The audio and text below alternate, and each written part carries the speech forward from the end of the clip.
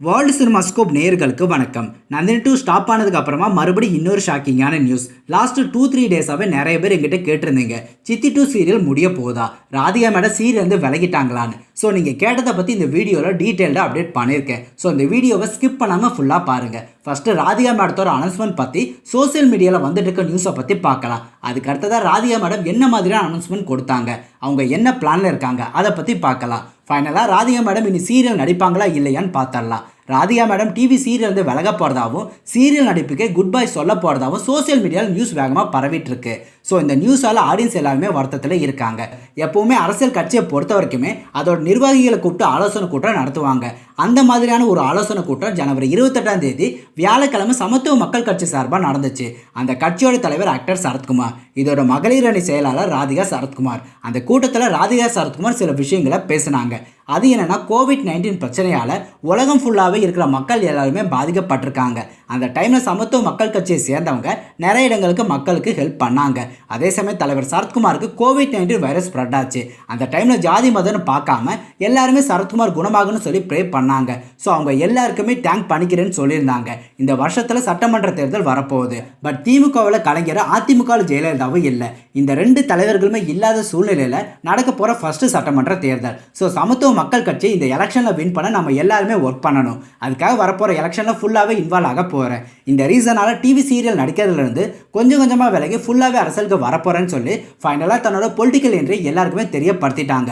But audience எல்லாருமே Radhika serial நடிப்புலேருந்து விலக போகிறதா சொன்னதால் வருத்தத்தில் இருக்காங்க. டிவி சீரியலில் நடிக்கிறதுலேருந்து விலக போகிறதா சொன்னாலும் தொடர்ந்து சினிமாவில் நடிக்க போகிறதா சொல்லியிருக்காங்க. ரீசெண்டாகவே சினிமாவில் சப்போர்ட்டிங் கேரக்டர் தான் ராதிகா நடிக்கிறாங்க.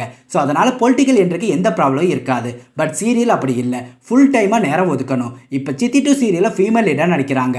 இந்த சீரியலோட ஸ்டோரி ஃபுல்லாகவே சாரதாவாக நடிக்கிற ராதிகாவை சுற்றி தான் போகுது. இது இல்லாமல் ப்ரொடியூசரும் ராதிகா தான். ஸோ அதிக நேரம் சீரியலுக்கு ஒதுக்க வேண்டி இருக்கும். சீரியலில் இருந்துக்கிட்டே ஃபுல் டைமாக பொலிட்டிக்கல் ஆக்டிவிட்டீஸ் பண்ண முடியாது. இந்த ரீசனால் டிவி சீரியல் நடிக்கிறதுலேருந்து விலக போகிறதா ரீசனாக அனௌன்ஸ்மெண்ட் பண்ணியிருந்தாங்க.